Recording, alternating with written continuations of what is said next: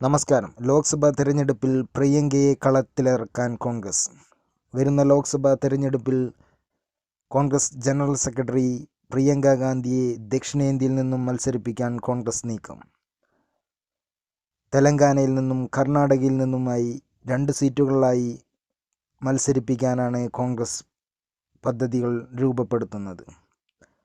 ലോക്സഭാ തെരഞ്ഞെടുപ്പിൽ BJPയുമായി നേരിട്ട് ഏറ്റുമുട്ടുന്ന കർണാടകയിൽ പ്രിയങ്കയുടെ വരവോടുകൂടി കോൺഗ്രസിന് ആത്മവിശ്വാസം ഇരട്ടിയോളം വർദ്ധിക്കും. അതുപോലെ തെലങ്കാനയിൽ KCRനെ തകർത്തെറിഞ്ഞുകൊണ്ട് ഭരണം പിടിച്ച കോൺഗ്രസിൻ്റെ താരപ്രചാരകയായിരുന്നു തെലങ്കാനയിൽ പ്രിയങ്ക ഗാന്ധി. അതിനാൽ പ്രിയങ്കയുടെ വരവ് തെലങ്കാനയിലും കോൺഗ്രസിൻ്റെ ആവേശം ഇരട്ടിയാക്കും. ലോക്സഭാ തെരഞ്ഞെടുപ്പിൽ ദക്ഷിണേന്ത്യയിൽ കോൺഗ്രസ് അനുകൂല തരംഗം സൃഷ്ടിക്കാനുള്ള തയ്യാറെടുപ്പിലാണ് കോൺഗ്രസ്.